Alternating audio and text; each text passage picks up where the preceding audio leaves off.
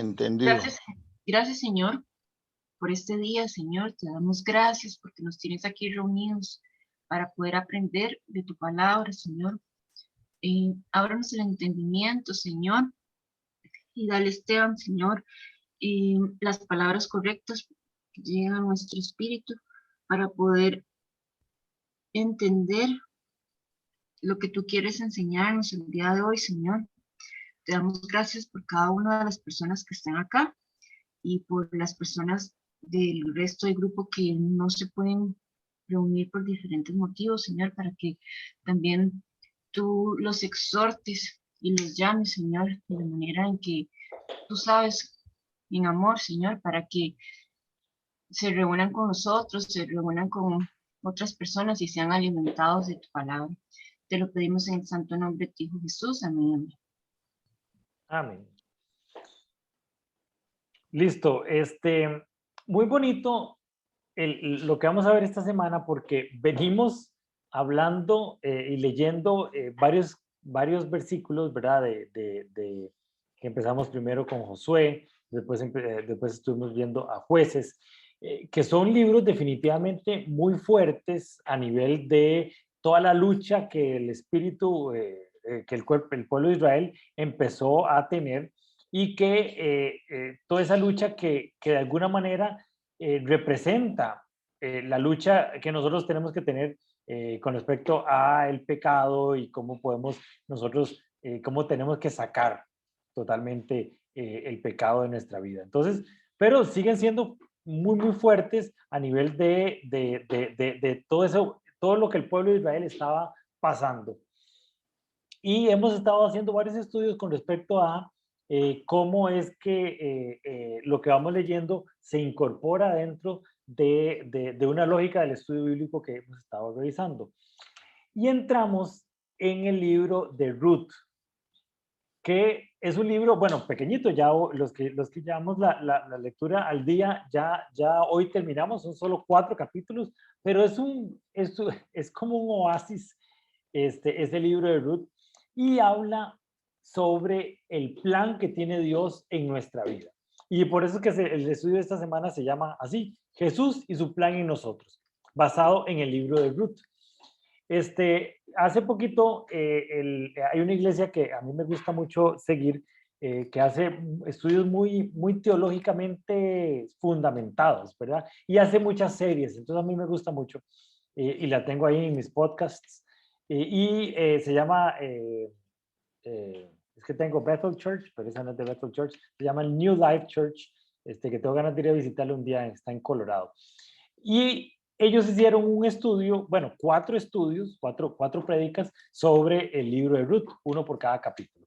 Entonces, me estoy basando en esa prédica para hacer el estudio de esta semana sobre el libro de Ruth y habla sobre el plan que Dios tiene para nosotros, ¿verdad? Entonces, como les decía, venimos de revisar el libro de Jueces y llegamos al libro de Ruth, que cuenta una historia de 3 mujeres en el lugar más vulnerable de sus vidas, ¿verdad? Eran 3 mujeres, ¿verdad? Que a raíz de las diferentes decisiones que se tomaron, llegaron a ser pobres, viudas, eran mujeres que en ese contexto histórico era también un lugar de vulnerabilidad, y extranjeras. O sea, cumplían todas las puntos para ser una persona más vulnerable de su vida. Y en ese momento, en el capítulo 1, vemos a esas 3 mujeres que no tienen esperanza, que no hay manera en que ellas puedan resolver las situaciones, que no hay forma que ellos puedan ver cómo salir de esta situación, ¿verdad? Y en medio de esto, recuerden que es en el tiempo de los jueces, ¿verdad? Y como termina Jueces, recuerden el capítulo 21, no sé si se recuerdan, el capítulo 21 habla sobre una mujer que fue violada y que el muchacho llegó y se la llevó del pueblo, del lugar donde estaban, se la llevó media moribunda y después la partió en 12 pedazos y la mandó para las 12 tribus de Israel. Y con eso terminamos el libro de Jueces. Y entonces es bastante fuerte. Kenia me decía un día estos, o sea, si la Biblia fuera una película de Netflix, nosotros no la vemos, porque era rated R, ¿verdad? Porque es muy violenta, es muy fuerte, es dura la historia, y Jueces es uno de los libros más fuertes. Recuerden que Jueces termina así, con el capítulo 21 del 25. Don Manuel, si quiere nos lee ahí Jueces 21-25.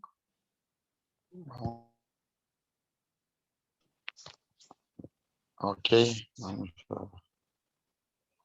21, 25.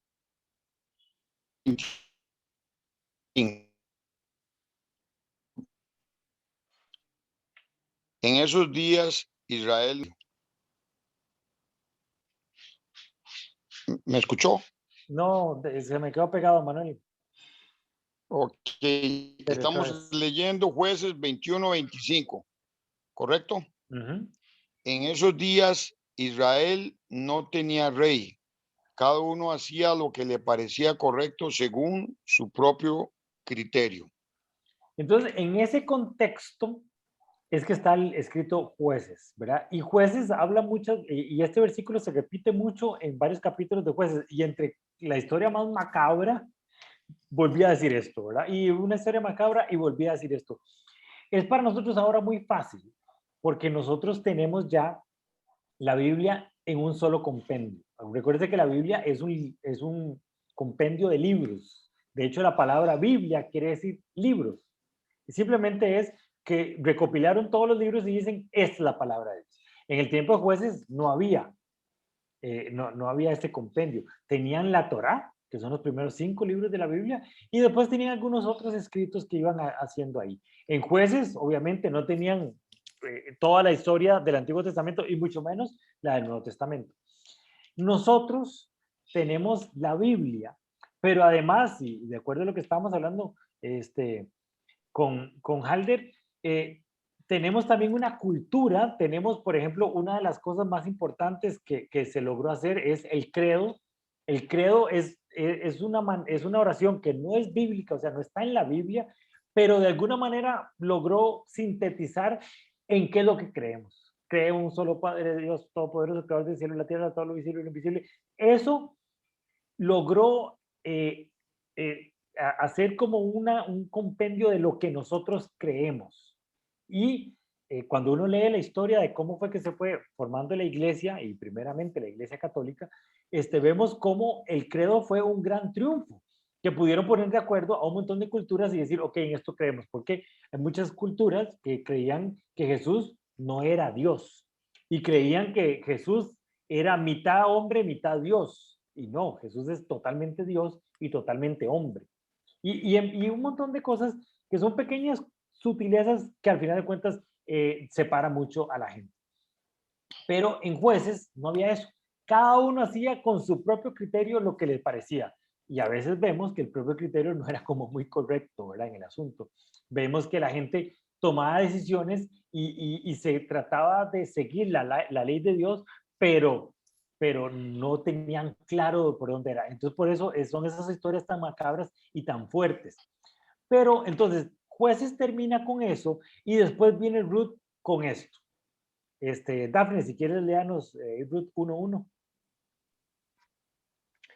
En los días en que los jueces gobernaban Israel, un hambre severa azotó la tierra.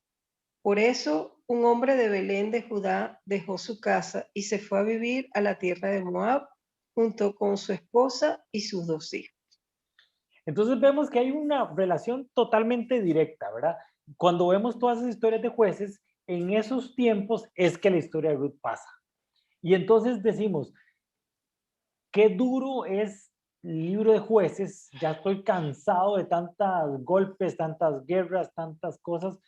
Y viene la historia de Ruth y uno dice, ¿cómo es posible que esta historia de Ruth, primero que nada, y ya los que terminamos ya de leerla, vemos que es una historia donde Dios no tiene una participación tan protagónica?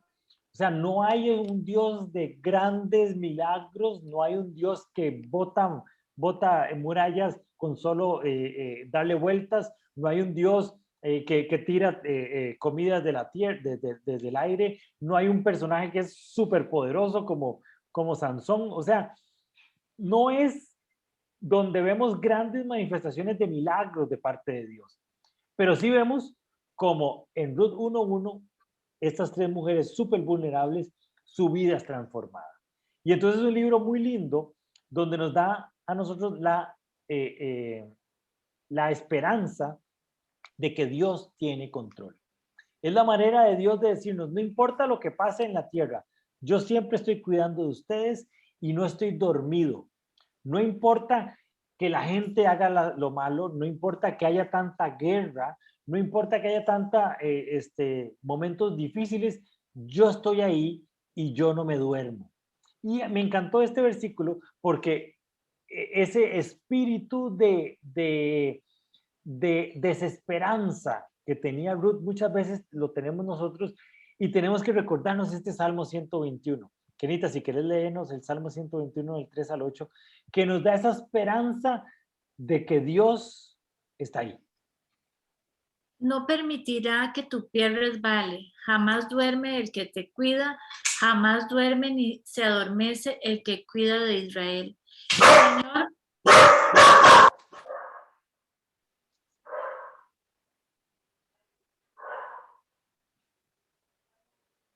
el Señor es quien te cuida, el Señor es tu sombra protectora. De día el sol no te hará daño, ni la luna de noche. El Señor te protegerá de todo mal, protegerá tu vida. El Señor te cuida en el hogar y en el camino desde ahora y para siempre. Ahí Pía como que no quería que dijera el versículo. Pero vemos lindísimo como no importa lo que está pasando, no importa las situaciones de dificultad que está pasando el pueblo de Israel y nosotros también, el Señor no se duerme ni se adormece. O sea, Él está pendiente de nosotros, Él está cuidando de nosotros. Y aunque había un caos en la tierra, Él puso su mirada en Noemí y dijo, Noemí, yo voy a cambiarle su vida. Yo voy a cuidarla y protegerla.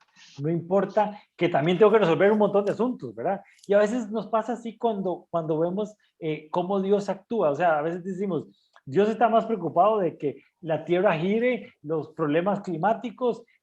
Hay cosas más importantes que Dios a que responda a mi oración, que tal vez puede ser una tontera, ¿verdad? Teníamos una amiga, y Teo se acuerda de esto, Irene, que nos decía, a mí me encanta cuando voy camino para Multiplaza y le digo, Dios, por favor, ábreme un campito en el parqueo y pum, sale un carro y me meto yo en el puro frente de la tienda. Y entonces un amigo decía, no, pero Dios está más preocupado por cosas más importantes que darle campito a usted en Multiplaza.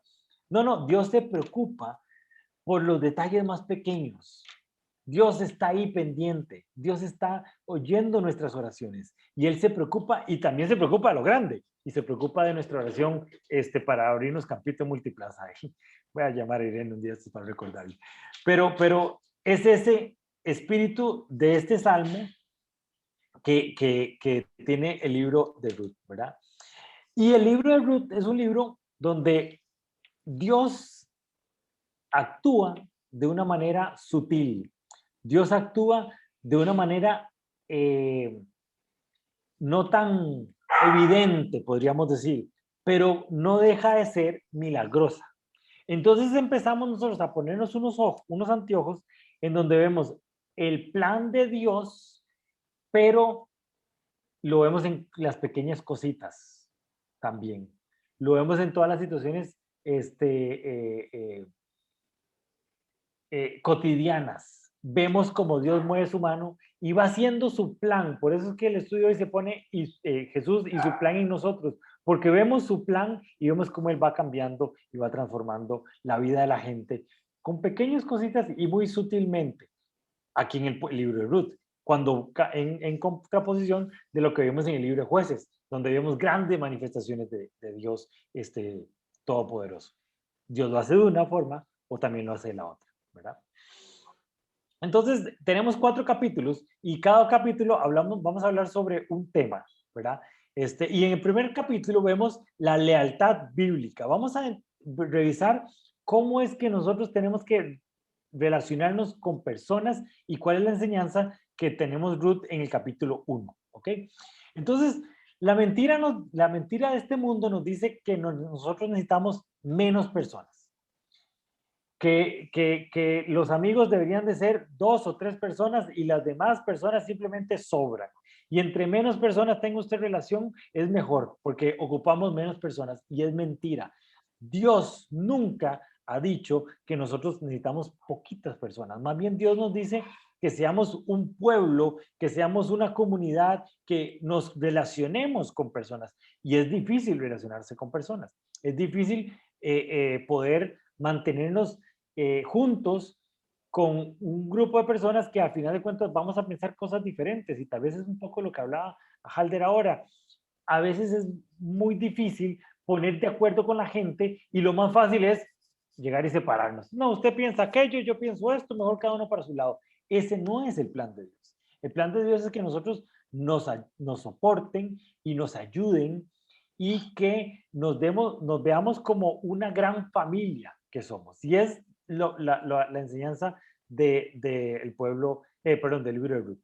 Entonces, primero que nada, los moabitas. Y tenemos que poner en contexto quiénes eran los moabitas. Recuerden que Elimelech, que fue el papá, el esposo de Noemi, agarró sus cosas y se fue para la tierra de Moab, porque parece ser que en Jerusalén había hambruna. Y no solo había hambruna, sino también había ese montón de guerras y ese montón de problemas políticos que había en ese tiempo de jueces. Pero entonces, ¿quiénes son esos moabitas y dónde vienen? Teito, si quieres léenos ahí Génesis 19, del 30 al 38, para entender de dónde vienen los moabitas. Ok, voy. Génesis 19, 30 al 38. Tiempo después, Lot abandonó Zoar porque tenía miedo de la gente de allí y fue a vivir a una cueva en las montañas juntos con sus 2 hijas. Cierto día, la hija mayor le dijo a su hermana, no quedan hombres en ningún lugar de esta región, así que no podemos casarnos como todas las demás. Y nuestro padre pronto será demasiado viejo para tener hijos. Ven, vamos a emborracharlo con vino y después tendremos sexo con él. De esa forma preservaremos nuestra descendencia por medio de nuestro padre. Así que aquella noche lo emborracharon con vino y la hija mayor entró y tuvo relaciones sexuales con su padre. Él no se dio cuenta cuando ella se acostó ni cuando se levantó. A la mañana siguiente, la hermana mayor le dijo a la menor, anoche tuve sexo con nuestro padre, volvamos a emborracharlo con vino esta noche y tú entrarás y tendrás sexo con él. De esa forma preservaremos nuestra descendencia y por medio de nuestro padre. Así que aquella noche ya volvieron a emborracharlo con vino y la hija menor entró y tuvo relaciones sexuales con él. Igual que antes, él no se dio cuenta cuando ella se acostó ni cuando se levantó. Como resultado, las 2 hijas de Lot quedaron embarazadas de su propio padre. Cuando la hija mayor dio a luz un hijo, le puso el nombre de Moab. Él llegó a ser padre de la nación conocida ahora como los moabitas. Cuando la hija menor dio a luz un hijo, le puso por nombre Ben-Amí. Él llegó a ser padre de la nación conocida ahora como los amonitas. Uy. Uno dice, esa historia está en la Biblia, ¿eh? ¿Qué historia más grotesca, Cruel. qué historia más Sí. fuerte, qué historia más dura. Y de ahí es que salen estos 2 pueblos, que son los moabitas y los amonitas, que tiempo después estaban ahí en la tierra prometida, y son las que Dios dice, vea, yo no quiero nada con esos pueblos. Yo necesito que ustedes saquen a esos pueblos de la tierra prometida y gobiernen sobre esas tierras, ¿verdad? Esos moabitas y esos amonitas siguieron con esas prácticas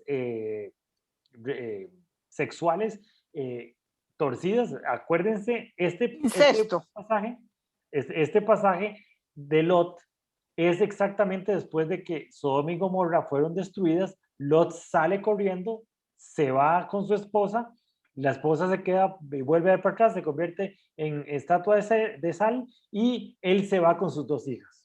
Después empieza esta historia. Entonces, esas dos hijas de Lot venían con toda la escuela de Sodoma y Gomorra, y esa herencia se la dejaron a sus hijos, y esos pueblos crecieron con un montón de formaciones ideológicas muy, muy grandes. De ahí salen los moabitas. Entonces, cuando uno se da cuenta que Elimelech se va para la tierra de los moabitas, uno dice, ¿qué estaba haciendo en esa tierra? ¿Y quiénes son estas mujeres? ¿Quiénes son estas mujeres que se fueron, o sea, que se casaron con los hijos de Elimelech, ¿verdad? El término Moab quería decir de su padre, o sea, ni siquiera lo escondían, todo el mundo sabía que era un enredo que habían hecho esas chiquillas para poder quedar y tener descendencia. Entonces, ¿por qué es que Elimelech se había decidido llevarse a sus hijas a esas tierras? Y estas muchachas, ¿de dónde venían, verdad? Después de que algo pasó, no se sabe si fue en un solo momento que Elimelech murió y sus dos hijos mueren, pero se queda Noemí, como les decía, en el lugar más vulnerable de que puede estar una mujer. Viuda, sin hijos, extranjera y mujer, ¿verdad?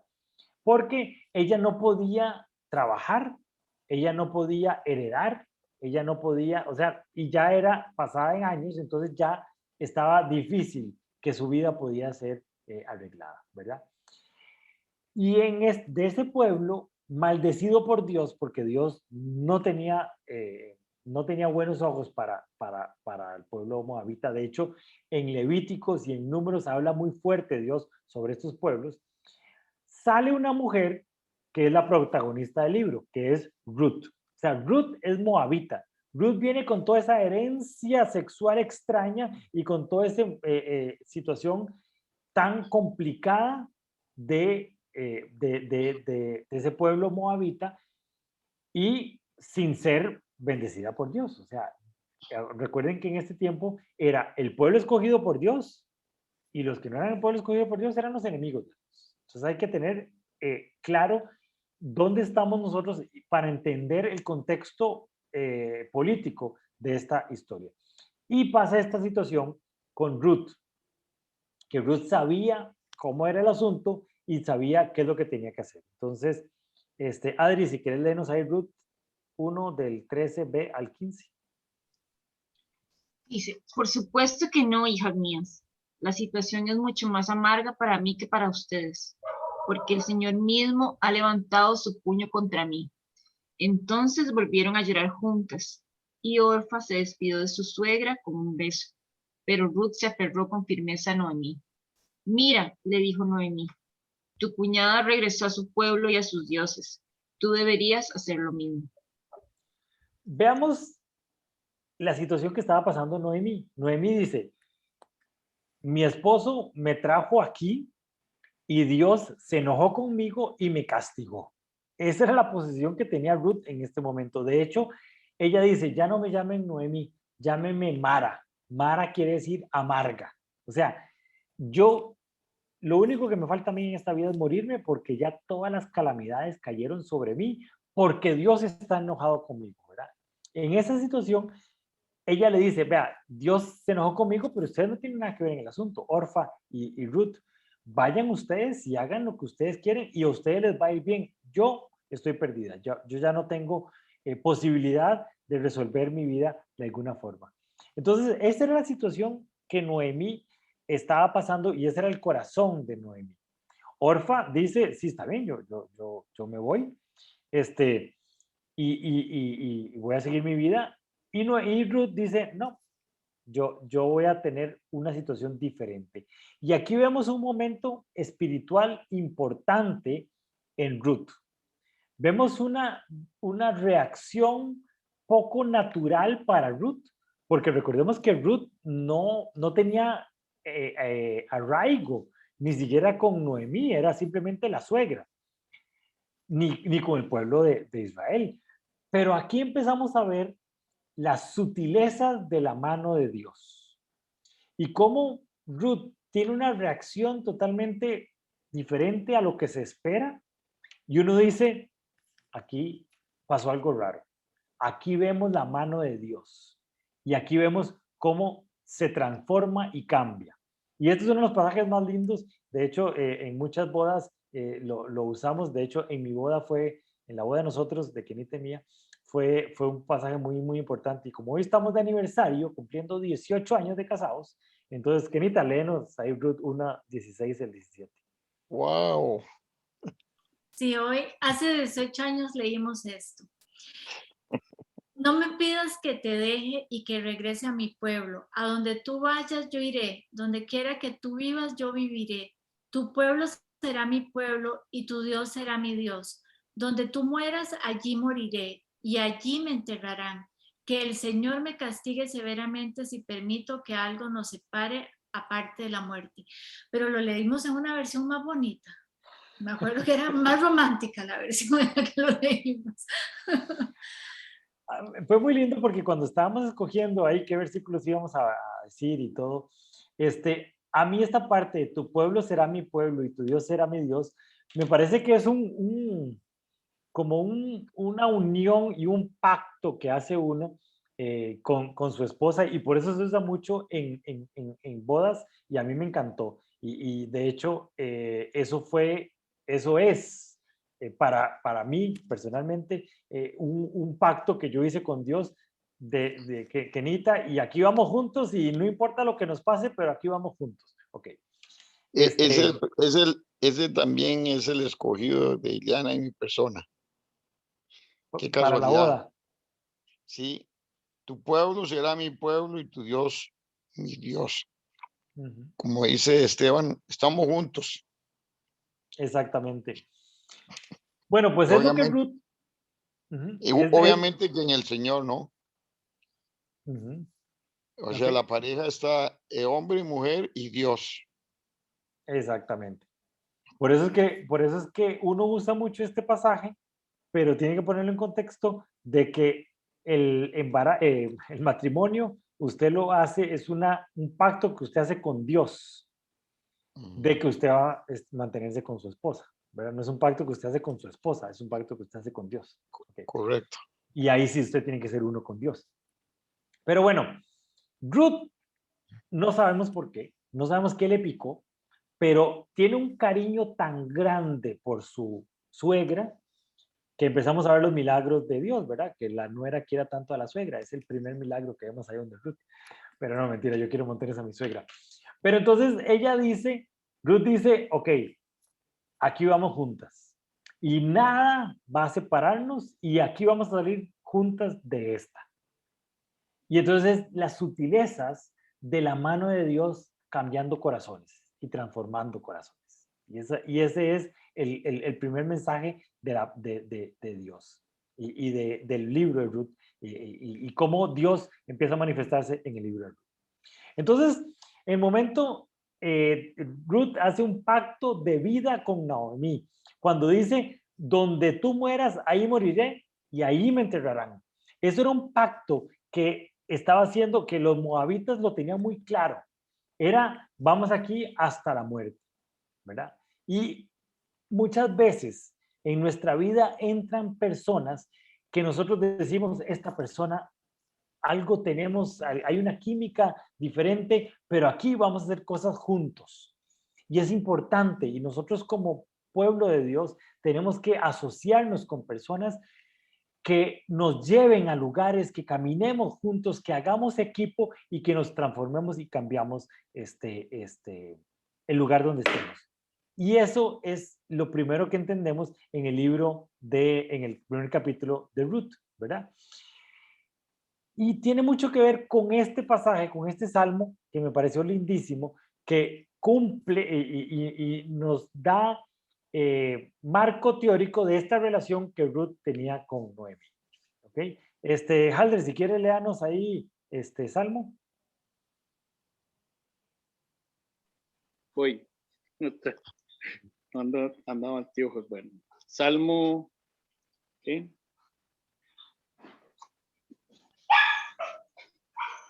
Salmo 68 dice. Exactamente, sí.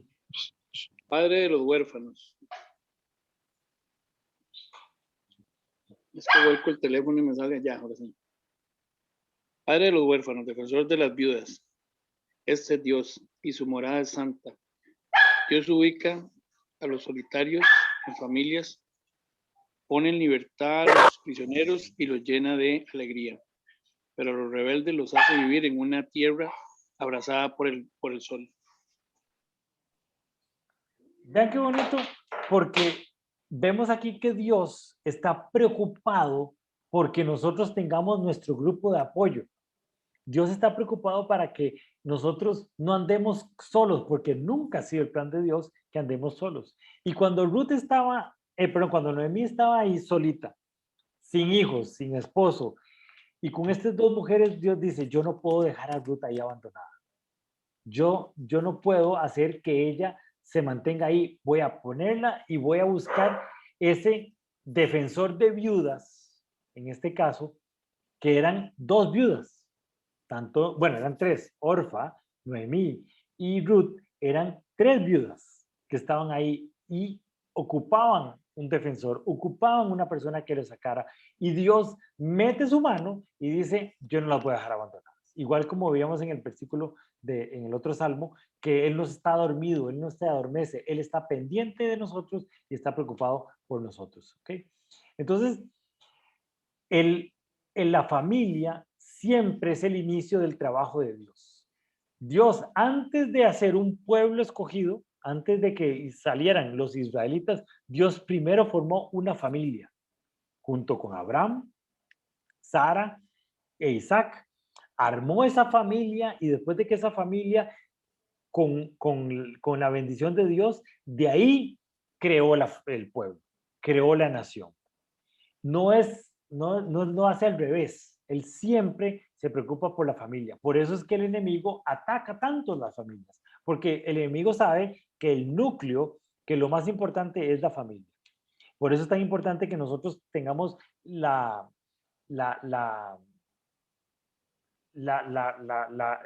obligación de que nosotros como familia completa caminemos hacia Dios. No somos una persona que intercede por su familia, no, es que la familia completa camine para Dios. Tanto el hombre como la mujer, como los hijos, todos caminen hacia Dios y que Dios esté ahí pendiente de nosotros como familia, ¿verdad? Al igual, independientemente, ¿verdad? Cada uno busca a Dios de diferentes formas y en diferentes lugares, pero también como familia buscar a Dios es súper importante.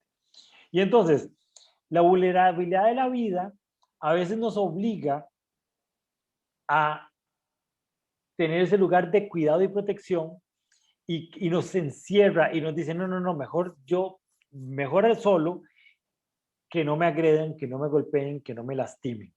Y entonces esa es la primera mentira de parte del enemigo. Dios siempre quiere que nosotros nos abramos. Y si nos abrimos, también podemos ser golpeados poder ser agredidos por cualquier persona. Pero tenemos que hacer tenemos que darnos ese chance de abrir nuestra vida para poder acceder a lo que la familia significa. ¿Ok? Entonces, necesitamos más personas en nuestra vida, no menos personas. Y esa es la gran enseñanza que vemos en el capítulo 1. Y aquí les puse este pasaje y ahora se lo voy a pasar porque es el pasaje que vamos a estar volviendo una y otra vez, es Salmo 68, que dice, Padre de los que no tienen padre, Padre de los huérfanos, defensor de las viudas, ese es Dios y su morada es santa. Y esa es la primera enseñanza de este capítulo 1. En el capítulo 2, ya Noemí y Ruth vuelven a Belén y vemos cómo Dios empieza a poner y empieza a caminar y a llevar su plan, ¿verdad? Y esto se llama limosna y generosidad. Es lo que podemos ver en el capítulo 2. Recuerden que en el capítulo 2 aparece un personaje millonario, ¿verdad? El partidazo, un hombre generoso que conocía la palabra de Dios, que se llama Boz. Esta persona está en el pueblo, está en el tiempo de los jueces, cuando cada uno hacía lo que le parecía que estaba bueno. pero él sabía lo que estaba en la Biblia y cuál era el corazón de Dios e intercede de una manera milagrosa y de una manera extraordinaria por esta familia. ¿Ok? Entonces, lo que él le pide, o por lo menos lo que Noemí le dice a Ruth es, vaya y vea cómo hace para conseguir comida. Y entonces ella se va al campo y empieza a recoger comida, pero eso era una práctica muy arraigada del pueblo de Israel, que estaba en Levíticos. Levíticos habla sobre cómo nosotros tenemos que comportarnos cuando estamos en un tiempo de bonanza. Dixie, si quieres leernos, ¿cómo estás? Si quieres leernos Levíticos 19, 9 y 10. Cuando recojas las cosechas de tu tierra, no ciegues el grano en las orillas de tus campos, ni levantes lo que caiga de los segadores. Harás lo mismo con la cosecha de la uva. No cortes hasta el último racimo de las vides, ni recojas las uvas que caigan al suelo. Déjalas para los pobres y para los extranjeros que viven entre ustedes. Yo soy el Señor tu Dios. Cuando al final del versículo dice, yo soy el Señor tu Dios, lo que está diciendo es, ese es mi corazón. Esto es lo que yo quiero que ustedes hagan. Y vos había entendido esto.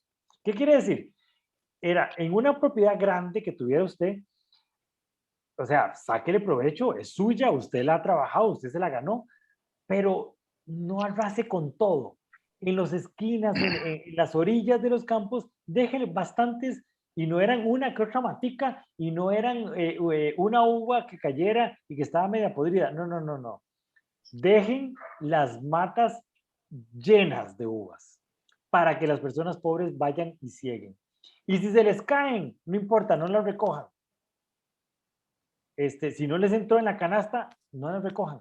Esos son para las personas pobres y para los extranjeros que viven entre ustedes. Vean qué bonito el corazón de Dios y cómo el pueblo de Israel tenía esto bien claro ahí. Entonces, cuando Noemí le dice a Ruth que vaya a cegar, lo que le está diciendo es, vea, yo sé que en Levíticos hay este pasaje y usted va a poder conseguir comida para nosotros.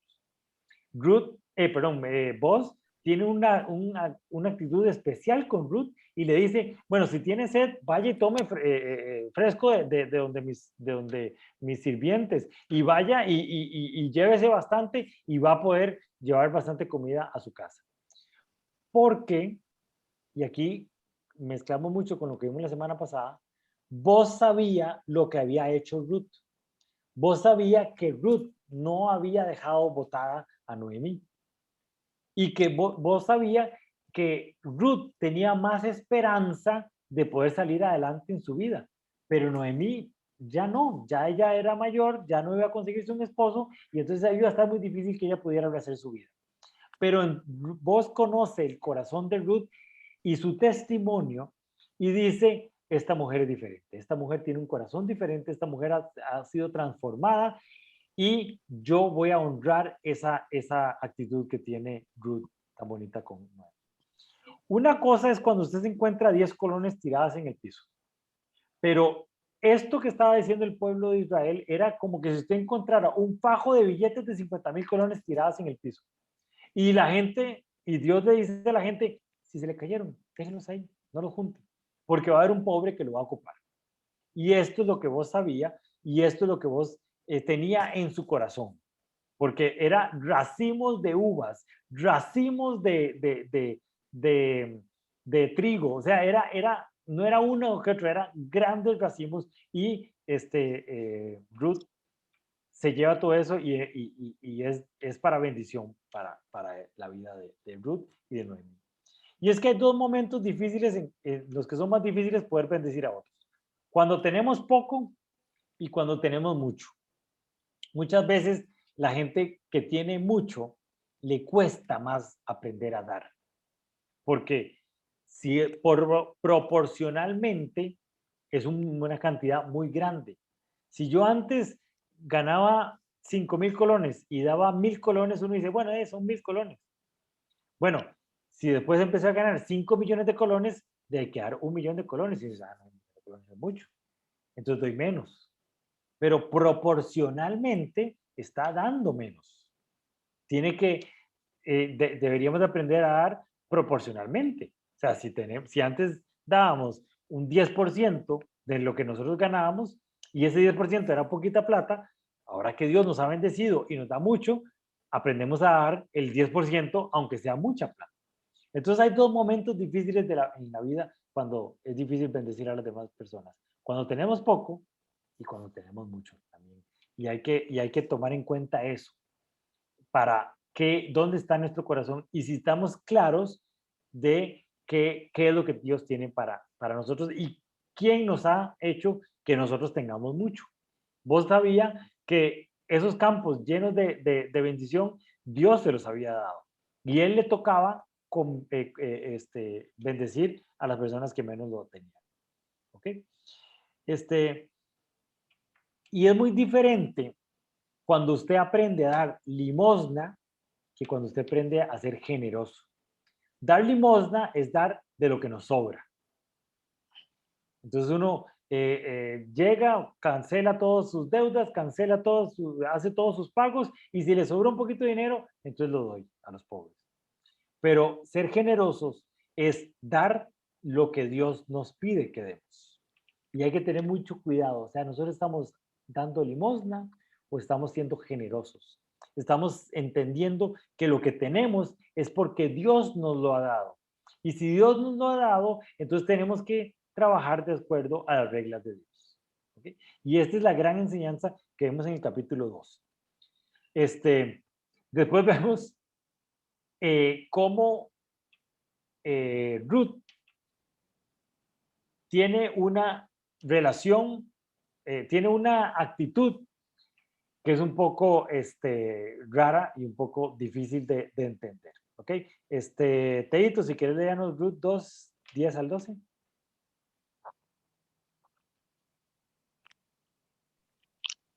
Ruth 2:10. Entonces Ruth cayó a sus pies muy agradecida. ¿Qué he hecho para merecer tanta bondad? Le preguntó. No soy más que una extranjera. Sí lo sé, respondió Boaz, pero también sé todo lo que has hecho por tu suegra desde la muerte de su esposo. He oído que dejaste a tu padre y a tu madre y a tu tierra natal para vivir aquí entre gente totalmente desconocida. Que el Señor, Dios de Israel, bajo cuyas alas viniste a refugiarte, te recompense abundantemente y por lo que hiciste. Entonces vemos qué interesante porque vos sabe el testimonio de Ruth, sabe quién es Ruth y sabe lo que ella había hecho. Y de acuerdo a ese corazón es que vos empieza a querer bendecir especialmente a Ruth.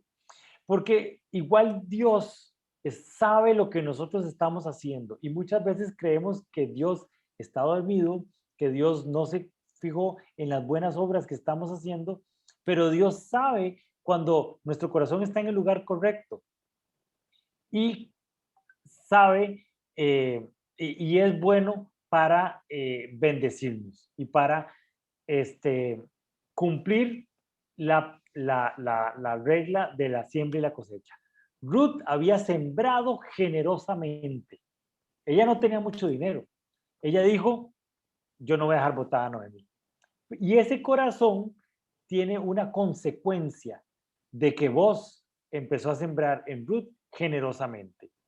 Y es que es interesante un pasaje aquí que vemos en Lucas, donde Jesús está en el templo, haciendo las cosas del templo, pero a Jesús no se le escapa nada. Margarita, si quiere leernos ahí Lucas 21 del 1 al 4. Lucas 21, 1 al 4. Jesús estaba en el templo y vio cómo algunos ricos ponían dinero en las cajas de las ofrendas. También vio a una viuda que echó 2 moneditas de muy poco valor. Entonces Jesús dijo a sus discípulos, les aseguro que esta viuda pobre dio más que todos los ricos, porque todos ellos dieron de lo que les sobraba, pero ella, que es tan pobre, dio todo lo que tenía para vivir. Ven qué bonito, porque Dios bueno, Jesús estaba en el templo haciendo las cosas que estaba haciendo en el templo y predicando y hablando, pero él estaba también pendiente de dónde estaba el corazón de la gente. Las personas ricas ponían mucho dinero y entonces la gente dice, ay, qué bueno es esta persona que ha dado tanto dinero. Y Dios dice, no, el asunto está en la proporción. Si yo le doy mucho y usted entrega un montón de dinero, pero proporcionalmente es muy poquito, uno dice, ¿dónde está su corazón?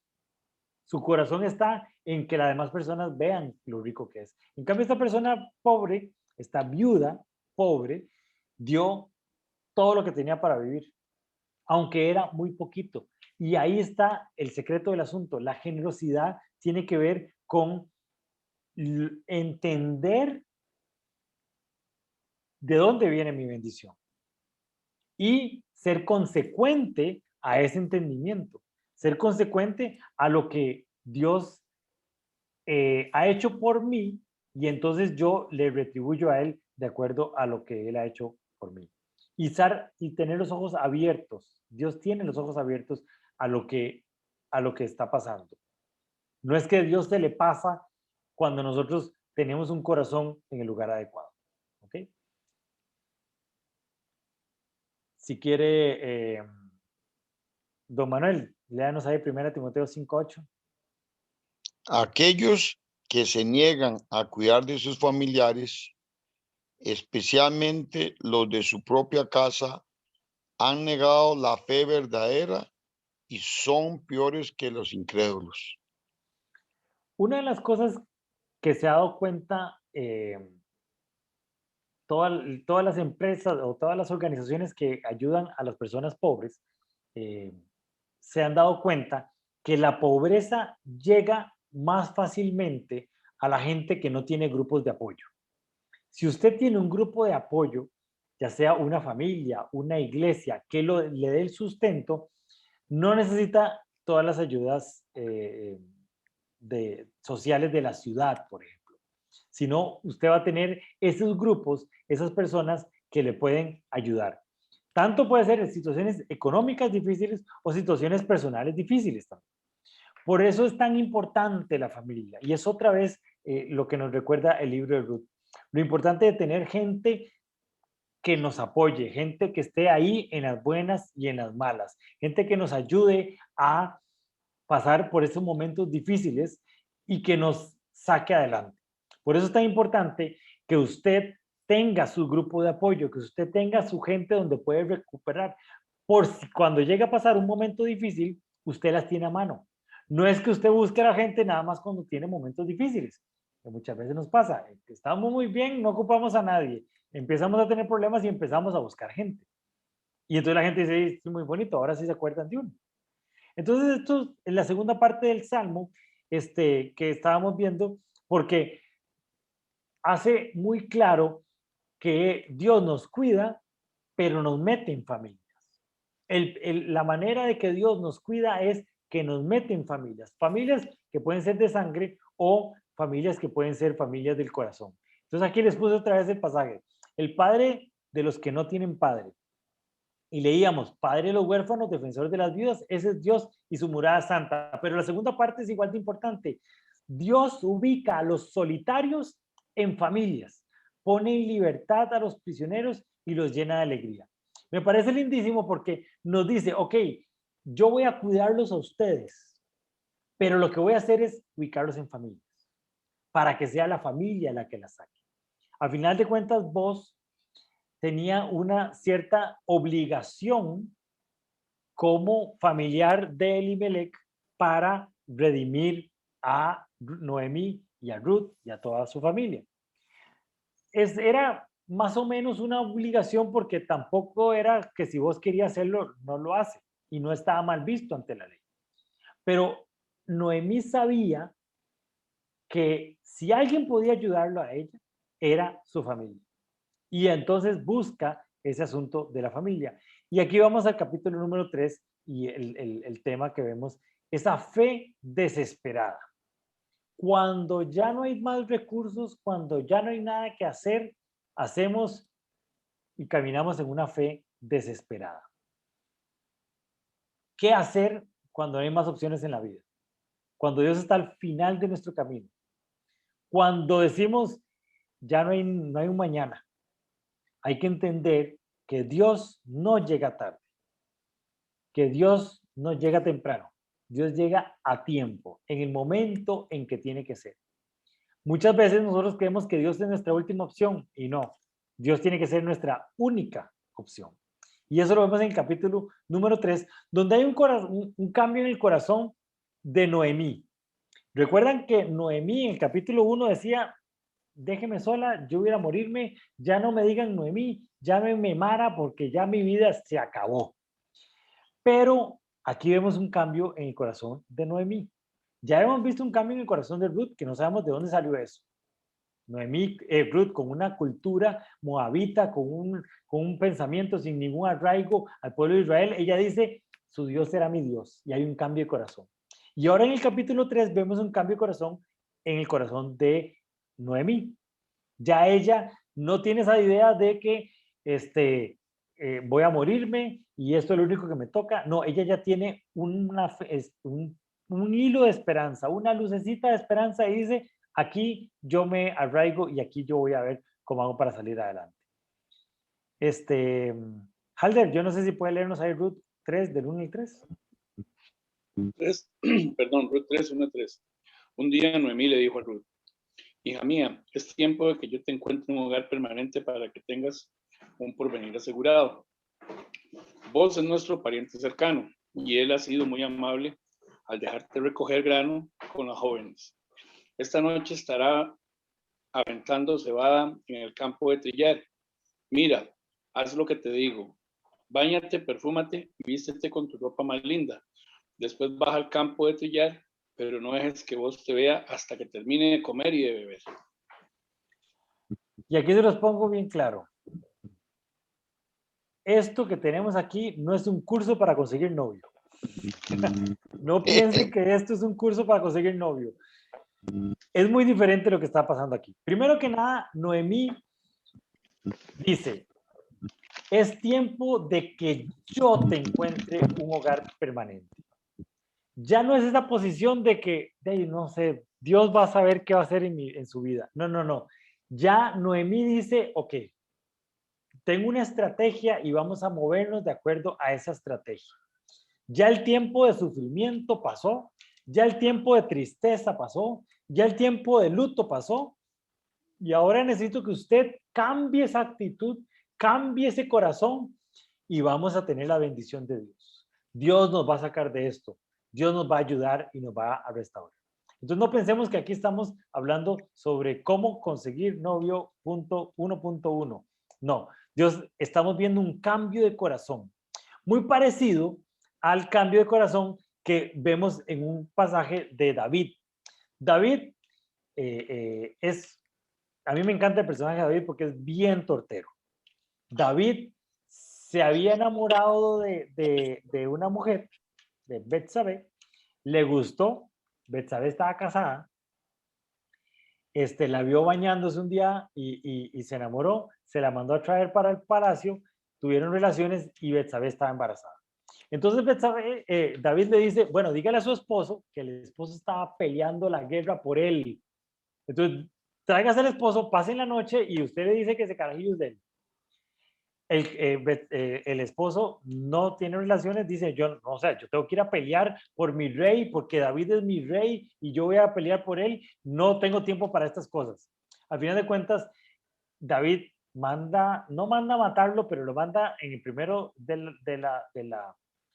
la batalla y muere.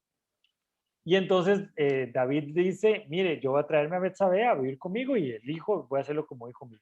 Llega el profeta y le dice, Dios sabe lo que usted hizo, sabe que usted mató al esposo y se va a quedar con ese hijo. Y ese chiquito, al final de cuentas, se enferma y David entra en una preocupación completa y en un momento muy difícil de su vida. ¿Ok? Margarita, que dice que nunca la pongo a leer, entonces léase ahí, 2 Samuel 12, 16 al 24. Segunda de Samuel 12, 16, 24. Así que David le suplicó a Dios que perdonara. Por Dios, no puedo leer esto. Pero si usted me estorba su cuadro. Puede correr ahí Que las caritas. perdonara la vida de su hijo, y no comió, y estuvo toda la noche tirado en el suelo. Entonces los ancianos de su casa le rogaban que se levantara y comiera con ellos, pero él se negó. Finalmente, al séptimo día, el niño murió. Los consejeros de David tenían temor de decírselo. No escuchaban razones cuando el niño estaba enfermo, se decían. ¿Qué? Ay, Dios mío. Quítese.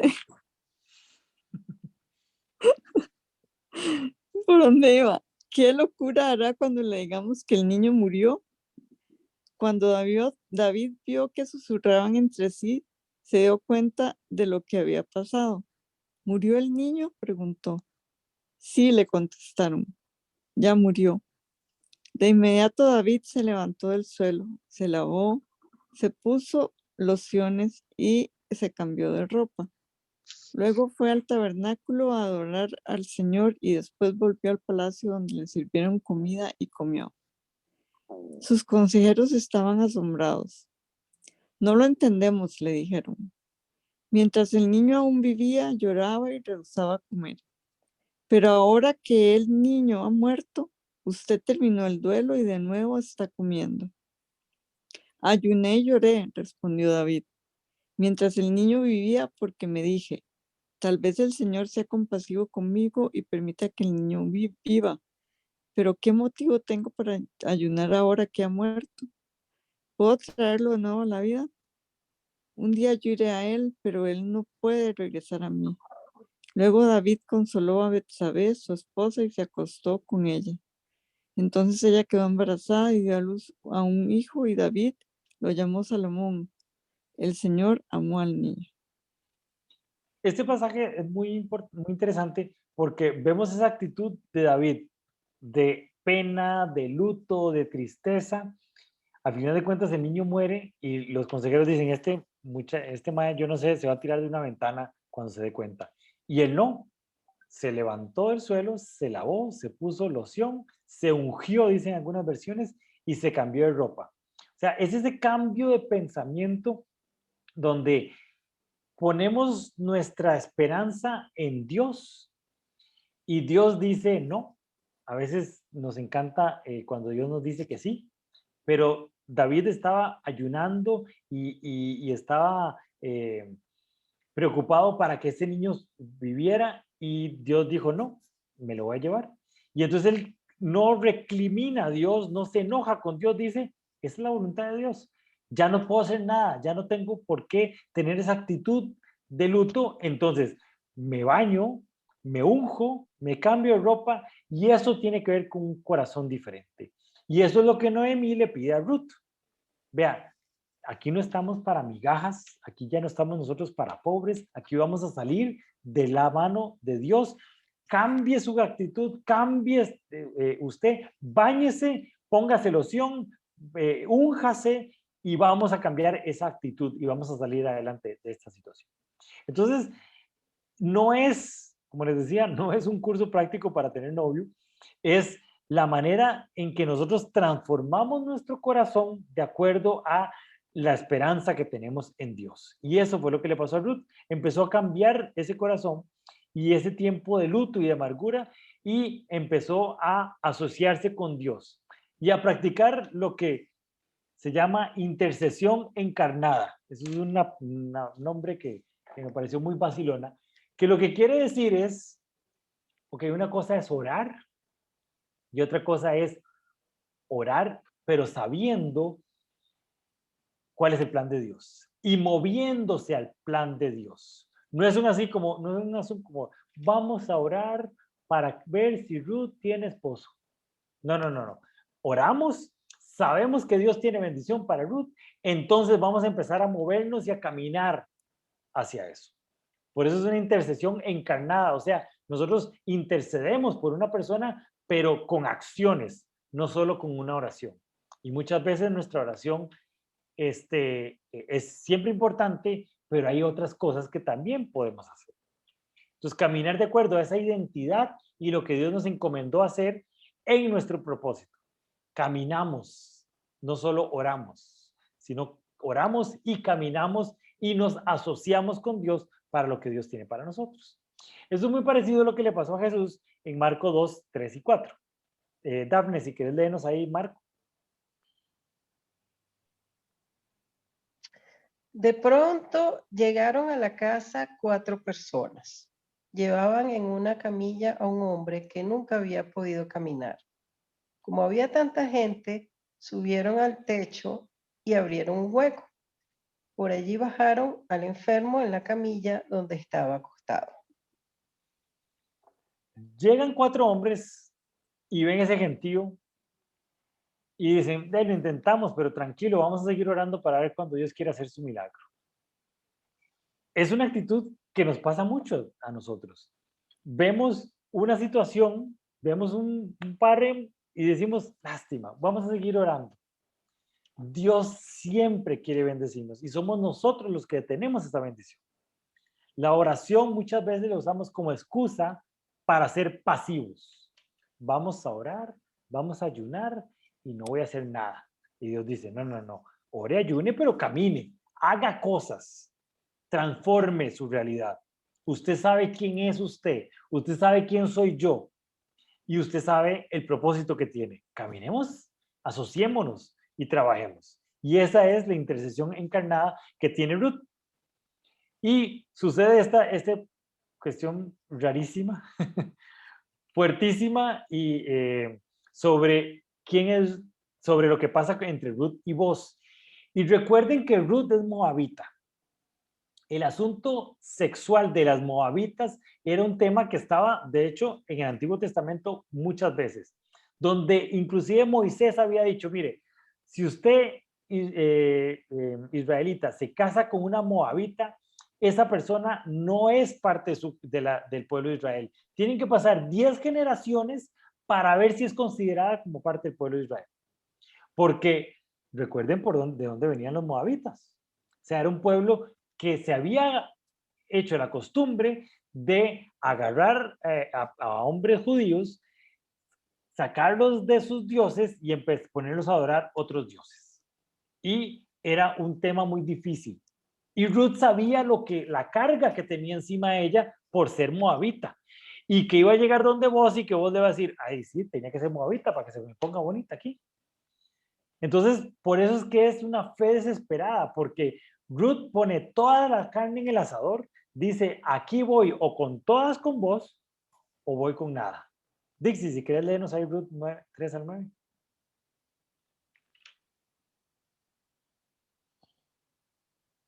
¿Estás muteada, Dixie?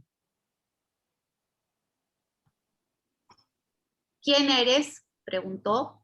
Soy Ruth, su sierva, contestó ella. Extienda sobre mí el borde de su manto, ya que usted es el redentor de mi familia.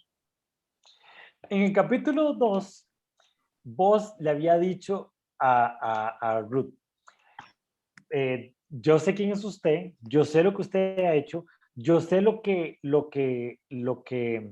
usted ha hecho por Noemí. Vamos a orar para que Dios sea su redentor. En el capítulo 3, con ese cambio de actitud, Ruth dice, yo sé que yo sé que tengo un testimonio que va adelante de mí antes de que yo sea moabita. Yo sí soy moabita, pero vean todo lo que yo he hecho por Noemí. Y usted va a ser instrumento de Dios para mi bendición. Eso es lo que le está diciendo. Extienda sobre mí el borde de su manto, ya que usted es el redentor de mi familia. Usted va a poderme ayudar a salir adelante en esto. Y entonces vemos que Ruth pone toda la carne en el asador y tiene esa fe desesperada. Dice, o una de dos, o vos me manda para el carajo, o voy a salir yo de esto adelante. Y voy a poder lograr salir y que verdaderamente sea mi vida transformada. A veces nos gusta pensar que los cristianos somos vencedores, exitosos, siempre cabeza y no cola, pero la Biblia está llena de personas que están en su peor lugar, en el momento más duro, y que Dios los agarra de ahí y los salva. Y esa es también una actitud que nosotros tenemos que tener como cristianos. Saber que Dios está ahí para salvarnos, no importa la situación en la que estemos. No importa lo que estemos pasando. Por eso esa fe desesperada. Y todos deberíamos de vivir en una fe desesperada. Cuando sepamos que lo único que tenemos para salir adelante es la mano de Dios. Y es que Dios va a sacarnos de las situaciones difíciles que estamos pasando. ¿Ok? A veces en la vida estamos parados, pero si estamos con Dios, nunca vamos a estar sin poder. Siempre vamos a tener la opción de salir adelante. Dios va a ser el que nos va a sacar adelante de las situaciones. ¿Ok? Se dice que vos es una especie de Jesús. Acuérdense que a mí me encanta ver desde el Antiguo Testamento donde hay ya sea una presencia de Jesús como una teofonía, que le hemos dicho que es cuando Jesús se aparece en el Antiguo Testamento, y también como hay personajes que son una representación de Jesús. Josué, por ejemplo, es una representación de Jesús. No es que Josué es Jesús, sino Josué tiene ciertas características que nos hacen ver lo que Jesús hizo. Vos también es un tipo de Jesús porque vos tiene ciertas características por Ruth como Jesús por su iglesia. Entonces, vemos aquí en Ruth 3:18, Kenita, si quieres leernos ahí lo que le dice Noemí. Entonces Noemí le dijo: ten paciencia, hija mía, hasta que sepamos lo que pasa. El hombre no descansará hasta dejar resuelto el asunto hoy mismo. Vean la confianza que tenía Noemí. Dice, vea, ya le hicimos toda. Usted tranquilícese, sea llena de paz, porque ya vos nos va a sacar de esto. Y él no va a descansar hasta que todo quede resuelto hoy mismo. Esa es la misma confianza que nosotros tenemos que tener con Dios. Como Dios no va a descansar hasta resolver nuestra situación. Y entonces, aunque no sea resuelta la situación, esa noche, cuando Ruth le cuenta toda la historia a Noemí, seguían estando en escasez, seguían teniendo, seguían siendo pobres. Pero Noemí le dice, tranquila, ese hombre no va a descansar hasta que esté resuelto el asunto. Igual, Jesús, cuando Adán se jala la torta y le da por comer pay de manzana, Jesús ahí mismo dice, yo no voy a descansar hasta que yo quede resuelto este asunto. Y cuando Jesús está en la cruz, dice, ya todo está hecho. Ya Él logró redimir igual como vos logró redimir al pueblo de Israel. Y cuando dice ya todo está hecho, lo que está diciendo es, desde el Génesis 3 hasta este momento, estaba esperando por esta situación, estaba esperando por poder redimir lo que se había perdido y poder volver a juntar con Dios a estas personas que por las tortas del pasado se habían arreglado, se habían separado. Igual en ese descansar tenemos que caminar nosotros sabiendo que Dios es nuestro redentor y que Él nos ayuda a salir adelante con todo. Ese es en el capítulo 3. Y el capítulo 4 es un capítulo lindísimo porque nos pone en perspectiva todo el libro de Ruth. En capítulo 1, o sea, y es que lo empezamos a leer, ¿qué fue? El viernes, sábado, domingo, lunes. El viernes, Noemí y Ruth estaban en el peor lugar de su vida, en el peor momento que una persona puede estar. Y ya hoy lunes está todo resuelto. Y resuelto de una manera extraordinaria y de una manera milagrosa. ¿Ok? Ok. Recuerden que los moabitas era un pueblo que no tenía muy buena fama y el aceptar un moabita en la familia traía problemas para la persona que lo hacía. O sea, no era bien visto que una moabita fuera esposa de alguien. Entonces lo que hace Boaz no es tan bien visto. Para Ruth sí, pero para la cultura no. Veamos a ver lo que Ruth, lo que dice Boaz cuando se reúne con los ancianos de la ley. Adri, si quieres léenos ahí Ruth 4, 5 y 6. Entonces le dijo Boaz: por supuesto, al comprar tú la tierra de Noemí, estás obligado a casarte con Ruth, la viuda moabita. De esta manera ella podrá tener hijos que lleven el nombre de su esposo y así conservar la tierra para su familia. Entonces no puedo redimir la tierra, respondió el pariente redentor, porque esto pondría en peligro mi propia herencia. Redime tú la tierra, yo no lo puedo hacer. Obviamente vos, él quería quedarse con Ruth. Él ya tenía ese corazón hacia Ruth y sabía el tipo de mujer que era Ruth. Entonces armó una estrategia para poder redimirla a él. Pero tenía que pasar por toda la parte para que fuera justa y que la ley fuera cumplida a cabalidad. Pero eso no quita que este hermano mayor pudiera redimir la tierra y a final de cuentas llevarse a Ruth. Pero no era algo que quería hacer, no era algo bonito por hacer. Ok, compra la tierra, perfecto, y me quedo con, bueno, ni siquiera la compra, la adquiere, porque no era que él tenía que pagar por la tierra, él simplemente la adquiere. Y se trae Noemí, perfecto, me traigo Noemí, pero me tengo que casar con Ruth. Ah, no, ya ahí no. Porque eso ponía en peligro su propia herencia. Vos, a la hora de redimir a Ruth, estaba poniendo en peligro su propia herencia.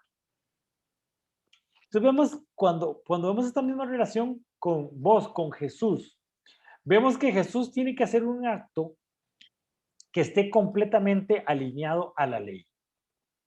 La muerte de Cristo en la cruz tenía que cumplir ciertas características específicas para que fuera alineada perfectamente a la ley. Entonces, por ejemplo, no se le podían quebrar ningún hueso. Tenía que ser un cordero inmolado, o sea, no podía tener, no podían habérsele sacado crías. O sea, quiere decir que Jesús no podía tener hijos. Si Jesús hubiera tenido hijos, el sacrificio de Cristo en la cruz no hubiera servido a nivel de la ley.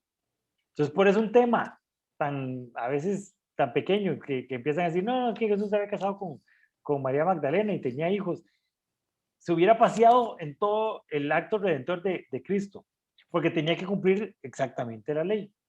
Igual vos no se podía pasar por encima de la ley. Él decía, ok, tiene que pasar esto y esto y esto para que yo pueda redimirla.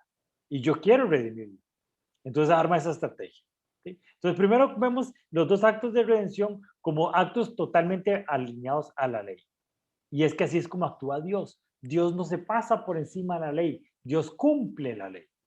Jesús, en su acto de redención, cumplió a cabalidad la ley. Pero le trajo consecuencias a Jesús. A nosotros como pueblo escogido, o como pueblo adoptado de Cristo, trajo consecuencias muy positivas, pero a Jesús no tan positivas también.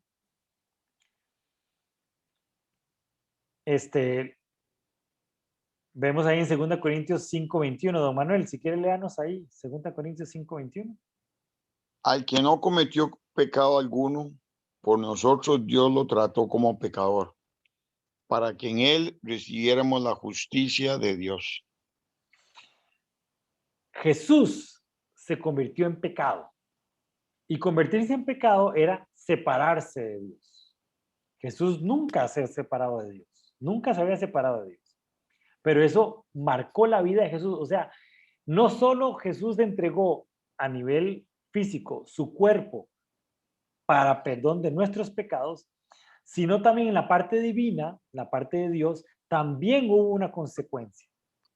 Y es interesante, ya esto no es bíblico, yo me lo imagino, pero cuando vemos las representaciones de Jesús después de resucitado, en el Apocalipsis, por ejemplo, bueno, en los evangelios, donde se ve que Jesús sale después resucitado, y en el Apocalipsis, los huecos en las manos siempre los deja. Es la marca que Jesús tiene para nosotros. O sea, nosotros vamos a reconocer quién es Jesús cuando le vemos los huecos en las manos. Bueno, dicen que no fue aquí, sino que fue aquí, pero bueno, no sé dónde tendrá los huecos. Eso es y entonces uno dice, bueno, es como el triunfo. No, son consecuencias eternas que tuvo Jesús a través, por realizar su proceso de redención. O sea, a Jesús no le salió barato el redimirnos a nosotros. A vos tampoco le salió barato redimir a Ruth.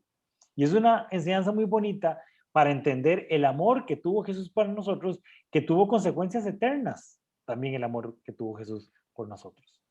Bueno, para vos también tenía unas consecuencias. Jesús toma a su iglesia, se casa con ella y adquiere la identidad de nosotros como iglesia. Igual como cuando decimos en los versículos del matrimonio, tu Dios será mi Dios y tu pueblo será mi pueblo y tu Dios será mi Dios. Y entonces ya no hablamos de Kenia por un lado y Esteban por otro lado, sino es Kenia y Esteban. Y en ese orden, Kenia y Esteban, yo no sé, todo el mundo nos dice Kenia y Esteban. Igual, ¿por qué? Que nos convertimos en una sola familia, ya tenemos identidad como familia. Igual Jesús tiene una identidad con su iglesia. Lo que pasa es que la iglesia no es tan bonita como Kenia. La iglesia es un poquillo feíta y se jala tortas y trae pecado. Y Jesús dice, no importa, yo la hago lindísima, y se hace una sola con la iglesia. Y lo más bonito es que no se avergüenza de nosotros como su esposa, como su iglesia. Él felizmente lo hace, deseoso lo hace. No es que lo hizo por obligación, es que él deseoso quiere redimirnos y está orgulloso de hacerlo. Y esto también lo vemos en vos. Casi en el final del capítulo 4, vemos como vos con ganas y con júbilo le dice a la gente, vea, yo quiero redimir a Ruth. Dixie, si quieres leernos ahí Ruth 4, 9 y 10. Entonces Booz proclamó ante los ancianos y ante todo el pueblo: hoy son ustedes testigos de que le he comprado a Noemí toda la propiedad de Elimelech, Quilión y Mahlón, y de que he tomado como esposa a Ruth, la moabita, viuda de Mahlón, a fin de preservar el nombre del difunto con su heredad, para que su nombre no desaparezca de entre su familia ni de los registros del pueblo. Hoy son ustedes testigos. Si uno lo lee y después, ahora sí digan todos que somos testigos, o sea, vos estás feliz de lo que acaba de pasar, vos logró algo que él quería, armó su estrategia, habló con este otro hermano, le puso las cosas para que el otro diga, no, mejor no le entro. Entonces yo le entro, pero vean, hoy ustedes están testigos de que yo me llevo como esposa a Ruth, la moabita. Y no le quita el asunto de la moabita, porque vos sabía quién era Ruth, sabía el corazón de Ruth y él estaba deseoso de hacerlo. El hermano mayor sabía quién era Ruth y él no estaba deseoso de hacerlo. Igual Jesús él sabe cómo es su iglesia y sabe que somos una sarta de pecadores y que nos jalamos tortas, pero él está deseoso de redimirnos, él estaba deseoso de ir a la cruz y él estaba feliz y está feliz del trabajo que hizo. Entonces no es un Jesús como, si me toca morir, me voy a tener que morir en la cruz. No, es un Jesús orgulloso de su iglesia, feliz y contento de todo lo que hace. Porque Dios cuando algo lo redime, no lo deja así, lo glorifica. Cuando Dios toma algo y lo transforma, no lo deja así como está, sino lo hace mucho más grande y mucho más imponente y mucho más predominante de lo que estaba haciendo. Entonces, vos, agarra a Ruth la moabita y la redime por todo lo que es Ruth y por todo lo que hace, pero también Dios respalda eso que hace vos. Y sucede algo completamente inesperado al final del libro del libro de Ruth. Don Manuel, si quiere léanos ahí Ruth 4 del 16 al 17. Noemí tomó al niño, lo puso en su regazo y se encargó de criarlo. Las vecinas decían, Noemí ha tenido un hijo, y lo llamaron Obed. Este fue el padre de Isaías, padre de David. Vean qué lindo, porque toda esta historia no es una historia que pasa desapercibida en el general de la Biblia. Hay algunas historias que uno dice, ¿para qué la contó Dios ahí? ¿Qué es la enseñanza que tiene ahí? Y uno dice, bueno, tal vez esta enseñanza, esto aquí. Se vuelve importante esta historia porque está en la genealogía de David.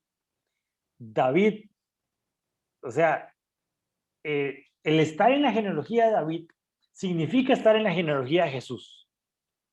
La profecía decía que de la casa de David va a salir un Mesías. Entonces, todo lo que viene antes de David se vuelve importantísimo. Y entonces la historia de Ruth, una moabita, que estaba en el lugar más feo de su vida, en el lugar más bajo de una persona, en el lugar más vulnerable que una persona puede estar. Dios se preocupa por ella, le cambia el corazón, la transforma, le pone a voz sale adelante, la saca adelante. Y Dios dice, y no solo eso, voy a poner el broche de oro y voy a meter a Ruth dentro de la genealogía de David, dentro de la genealogía de Jesús. Ruth se vuelve importante en la vida de redentora de Jesús. ¿Por qué? Porque es la tatarabuela de Jesús. Porque es la bisabuela de David. Y está ahí nomás, vean que está ahí nomás. Obed, Isaí y David. O sea, 3 generaciones y llega a David. Entonces es muy bonito, primero que nada porque nos pone en perspectiva el libro de Ruth.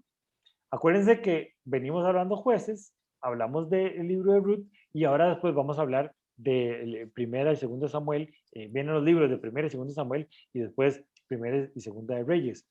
Pero es interesante porque ahí nomás está la historia de David en el contexto histórico. Pero vemos como Dios estaba viendo lo que estaba sucediendo en el corazón de Ruth, pone su mano y glorifica y hace eso totalmente más grande e imponente dentro de la historia bíblica. Del linaje de una mujer viuda y desesperanzada, Dios coloca un rey y el rey sobre todas las cosas, que es Jesús. El padre de los que no tienen padre. Ese es nuestro Dios. Y esa es la gran enseñanza del libro de Ruth.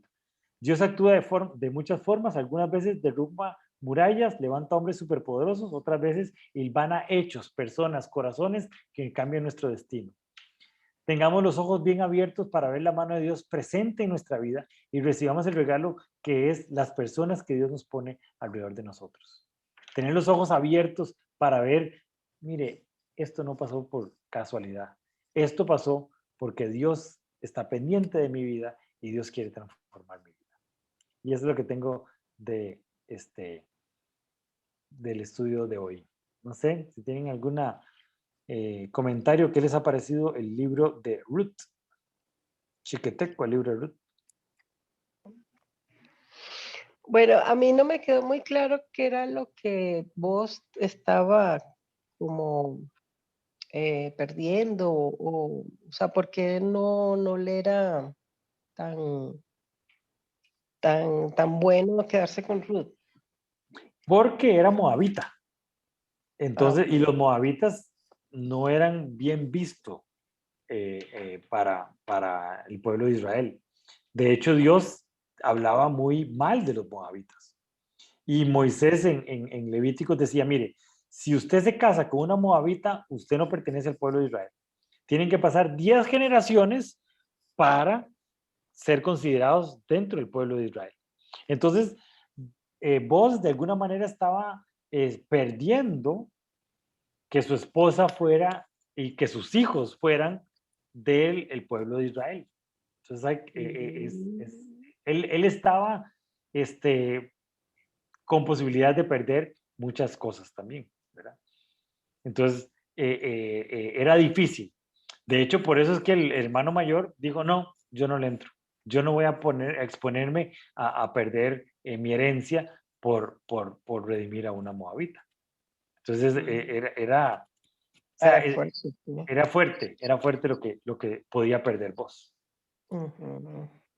Okay. ¿Ok?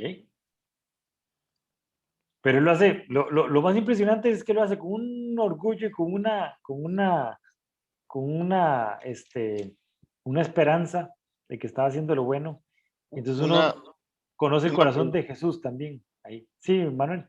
Una pregunta media filosófica, y no sé hasta dónde es bíblico o no, pero si usted hace hincapié en lo que nos dijo ahí, hubo una parte donde vos vio el corazón de Ruth. La palabra dice que muchos los llamados y pocos los escogidos. ¿Será que Dios está mirando los corazones de esos que son los escogidos? Como vos miró el corazón de Ruth.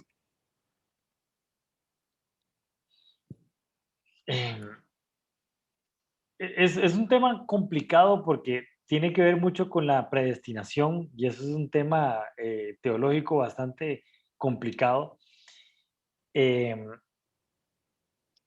Dios tiene misericordia para todos y todos tenemos acceso a la bendición de Dios y a la misericordia de Dios. Dios nos escogió a nosotros no lo escogimos a Él. Y Dios nos escogió a nosotros no porque nosotros tuviéramos algo especial, sino porque Dios es especial. Yo sí creo que hay personas que le dicen que no al llamado de Dios. Y yo he visto de frente personas que conocen de Dios, que conocen lo que Dios ha hecho por sus vidas y simplemente dicen que no. Y entonces uno ve ese corazón de piedra, ese corazón duro, y no entiende cómo una cosa así puede suceder. Pero sí habrá gente que no recibe el regalo de Dios o que no acepta el regalo de Dios, el regalo que Dios nos da. Entonces no sé si Dios ve nuestros corazones. Esteban, a eso me refería, que cuando el corazón del ser humano, a pesar de su pecado, recibe el amor de Dios y se goza en el amor de Dios, a eso me refería, que Dios tal vez miraba ese deseo genuino donde uno quiere estar en su presencia. Pero no sé si una persona que no tenga un corazón bonito, Dios tampoco lo busque con la misma alegría y con la misma insistencia como nos buscó a nosotros que tenemos un corazón bonito. O sea, no creo que Dios escoja a las personas de acuerdo al corazón que tienen las personas. Yo creo que tiene más que ver con su momento en la vida, que Dios nos escogerá a nosotros. Pero sí, don Manuel, está súper filosófica la pregunta. Tampoco tenemos respuesta final para esa pregunta. Es que usted hizo hincapié en eso y me dejó pensando. O sea, yo nunca le había visto la Biblia así y me dejó un pensamiento nuevo. Usted dice, vos se asemeja en algunas cosas a lo que es Cristo. Y vos vio en Ruth lo que ella hacía por su suegra. Y entonces Dios vio el corazón de Ruth, de Ruth. Y posiblemente eso es lo que yo estoy tratando de entender. ¿Qué es lo que mira Dios en el corazón de nosotros? Porque dice, voy a hacer una asociación de ideas, dice que cuando David llega a la presencia ¿verdad? De, ¿cómo se llama? De ser escogido, dice que él tenía un corazón semejante al corazón de Dios, ¿verdad? No era el corazón de Dios, sino semejante. Entonces, una vez más, ahí Dios pone, no sé, hay algo que Dios busca en aquellos que realmente le van a glorificar. No sé. No sé, dentro de mañana empezamos a leer Génesis y vamos a leer, no vamos a leer Génesis completo, sino vamos a leer hasta el capítulo 14. Vamos a hacer una pausa, vamos a leer otros libros y después vamos a volver a terminar de leer Génesis. Pero cerca del capítulo 14 en Génesis hay una historia muy interesante que de alguna manera nos va a poder hacer entender algo de lo que usted está hablando un poquillo con eso. Definitivamente la Biblia habla de hombres y mujeres que le dijeron que sí a Dios. Pero hay un montón de historias que no están en la Biblia de hombres y mujeres que le dijeron que no a Dios. Entonces, a veces creemos que Dios solo buscó a personas que le dijeron que sí, pero yo no estoy tan seguro. Yo creo, y eso es algo muy mío, ¿verdad? Como le digo, esta pregunta filosófica no creo que tenga respuesta final. Yo creo que María no fue la primera mujer que buscó Jesús, que buscó Dios para ser la madre de Dios. Fue la primera mujer que le dijo que sí, pero eso no quiere decir que no le haya hecho a otras personas y que esta persona le dijera, no, yo no le entro a eso, mejor no. O sea, hay que tener cuidado con eso. Solo nos cuentan la historia de que esta mujer, Dios le dijo, ¿usted quiere ser la mamá de Jesús? Y ella dijo, sí, sí le entro. Pero habrá que saber si fue la primera o si fue la única. O que alguien Sí. le dijo y esta persona le dijo, no, mejor yo no le entro. Y no está en la Biblia. Y vamos a ver una historia de una persona que le dijo que no a Dios. Viene a mi mente aquellos dos malandros que estaban en la cruz, uno a la par del otro. Y uno le dijo a Dios que sí, y el otro, viendo lo que era y lo que sucedió, y se endureció el corazón. Y le dice, si eres Dios, bájate. Y sálvanos. ¡Qué locura! Y el otro dice, acuérdate de mí. Y hubo una gran diferencia. Sí. La eternidad. Definitivamente, cuando la gente no entiende el propósito de Dios y qué es lo que Dios estaba haciendo ahí, entonces se desvía en el camino. Lo que hay que entender es saber quién es Dios y saber lo que hace Dios. Ok. No sé, ¿alguien más que tenga algún comentario de qué le ha parecido el libro de Ruth? A mí me encantó porque es muy tierno lo de la conversión, la lealtad. Y hay un dicho, bueno, que yo siempre he escuchado, que dice, la sangre te hace pariente, pero la lealtad te hace familia. Y pucha, aplica y más bien dice, claro, así es. Hay veces la familia no la escogemos, pero las amistades, que normalmente son pocas, pucha, son a veces 1000 veces mejor, que feo suena, pero que tus propios familiares. Y siempre vas a contar con ellos. Eso es divino, muy bonito. Sí. Dixie, por favor, escribe lo que acaba de decir, me gustó. el decir eso y lo ilustra muy bien. ¿Verdad? Ahí, que la ahí en el sangre grupo. te hace pariente, pero la lealtad te hace familia. A ver si lo escribe ahí en el grupo de estudio el lunes, para que no se me olvide, porque la cabeza mía que va. Con mucho gusto, Manuel. Gracias, Sí. bendiciones. Y lo lindo es que es una historia de mujeres. Y yo creo que, y mujeres empoderadas y mujeres que de la mano de Dios transforman su realidad, ¿verdad? Y cuando venimos leyendo tanto de injusticias, de historias duras y de muchos hombres malos, ver esta historia de mujeres metida dentro de esa realidad política tan difícil que estaba viviendo, definitivamente es muy tierna la historia. Sí, sí, se vuelve muy, muy tierna, muy lindo. ¿Alguien más que tenga algún comentario ahí? Yo nada más más quería hacer la siguiente observación. Ujú. Y volviendo a lo mismo, cuando uno, y esto lo he oído de don Manuel, lo he dicho muchas veces, o sea, cuando uno se pone a filosofar mucho en la Biblia, ese es el problema, no debe filosofar, es lo que dice la Biblia. O sea, interprete lo que dice, no filosofe porque ya se pone creativo y empiezan a salir cosas que en realidad no es la interpretación correcta, pero lo que sí creo que es correcto y es bíblico es lo siguiente. Al Señor lo mueve un corazón bueno.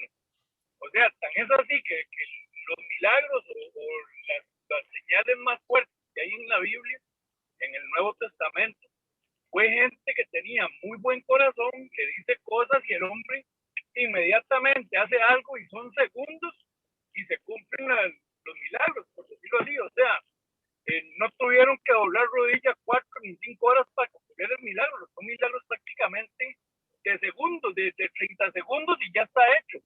Porque la persona llega con un corazón quebrado, con un corazón arrepentido y eso a él es lo que le gusta y es lo que hace como el clic siempre en esos temas. Pero también hablaban de los corazones de piedra y sí, el trabajo de él es volver esos corazones de piedra corazones amorosos. Entonces, yo creo que la palabra es clara y hay que interpretarla correctamente, pero si un corazón dispuesto, un corazón amoroso, inmediatamente él lo ve y actúa rápidamente cuando tiene un corazón. Se muteó don Halder. Yo lo que pienso con respecto a esto que dijo don Manuel, y como dice Halder,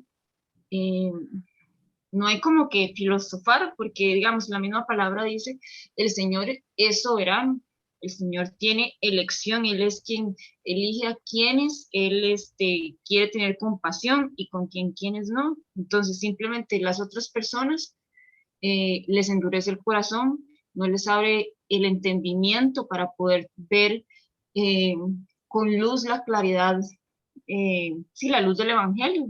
Simplemente no les da el entendimiento. Y es porque Él así lo quiere, así lo quiso. Entonces, no, digamos, yo no creo que ve el Señor en nosotros, que haya algo bueno en nosotros. En nosotros, sinceramente, no hay nada bueno que no sea el Señor. Porque si usted se pone a ver la lista de lo que nosotros éramos sin Cristo, o sea, es para tirarnos, sí, a la basura. Y lo que merecíamos es la muerte, pero lo único que es rescatable de nosotros es el Señor. Entonces, yo sí creo que no hay que pensar eso, ¿qué vio en mí, qué no vio en la tal persona? Simplemente al Señor le plació escoger a ciertas personas y ciertas no. Exactamente. Lo que tal vez es Yo Sí, creo que Jesús, hay una parte que dice, Él está a la puerta y llama. Él llama a todos. Considerémonos buenos o malos, Él nos llama a todos y uno es el que decide abrirle la puerta, así que Él nos da la oportunidad a todos, más que Él mira o aquel, ¿no? Él murió por todos nosotros, todos los que estamos aquí, los que ya murieron. Y nosotros somos los que escogemos seguirlo o no. Que Él escoge personas, sí, vean cómo escogió a Saulo, que luego se convirtió en Pablo. Él perseguía a los cristianos y lo convirtió inmediatamente. Lo puede hacer, sí. Y uno dice, por favor, haz conmigo eso ya, yo quiero ya ser así. Pero bueno, uno tiene que pasar procesos también a veces, porque eso es lo que tiene para uno. Pero yo creo que eso es que Él toca el corazón de cada uno y uno es el que toma la decisión. Por eso nos dio el libre albedrío también. Pero eso tiene que ver mucho con que, digamos, Dios creo que Esteban un día lo había explicado, de que Dios ama a la humanidad, ¿verdad? Bueno, es así como yo lo he entendido. Dios ama a la humanidad y a todos, bueno, sí, entonces yo lo dije mal, como que le da, digamos, como que sí muestra el evangelio, pero no a todos les da la oportunidad de ser salvos. Es lo que yo entiendo, algo así, no sé. Ahí hace un ratito vino a la mente el versículo dice que de tal manera amó Dios al mundo que entregó a su Hijo unigénito para que todo aquel que en Él crea tenga salvación, tenga vida eterna. Y después dice que a todos se nos dio una medida de fe. O sea, que el que no quiere es porque no quiso. Y Dios nos dio libre albedrío desde el principio de la creación. Dios es Dios y Él es soberano. Estamos clarísimos en eso. Y Él puede ver los tiempos antes y después, porque Él no tiene tiempo. Él antes de que existiera ya es Él. O sea, Él no tiene tiempo. Entonces, lo que estoy tratando de decir es que Dios le da la oportunidad a todos y dice que a todos nos dio una medida de fe y que es por la fe que nos salvamos. Pero ahí vienen todas esas cosas que estamos hablando, de la predestinación y eso confunde un montón de cosas. Pero como dijo Halder, Dios es muy simple, en el sentido de que Él es muy claro, Él no confunde a la gente, somos nosotros los que nos confundimos a nosotros mismos. Pero Él dio la oportunidad a todos, repito, porque de tal manera amó Dios al mundo, no a una sola persona, al mundo que nos dio a su Hijo. Y después en otro lado dice que se nos dio una medida de fe, o sea que no tenemos excusa para decir que no podía creer, porque si no me dio fe, a todos se nos dio una medida de fe y eso es suficiente. Yo creo que lo importante que hay que saber es que los que estamos aquí, Dios nos llamó y nosotros le dijimos que sí. Eso es lo que tenemos que saber. Amén. Que algunos por allá hayan dicho que no, ya es otra cosa. Pero bueno, ahí listo. Se vuelven súper filosóficas estas preguntas, pero recuerden que la próxima semana, bueno, ya mañana empezamos a leer Génesis, vamos a leer Génesis del 1 al 14 en estos días y les pasé el calendario de todo el año para ver todo lo que vamos a leer durante todo el año, de aquí hasta diciembre, y vamos a estar haciendo los estudios bíblicos con respecto a lo que vamos a estar viendo. Entonces ahí estamos en relación y en constante comunicación para ver cómo vamos moviéndonos en todo eso que Dios tiene para nosotros el resto del 2022.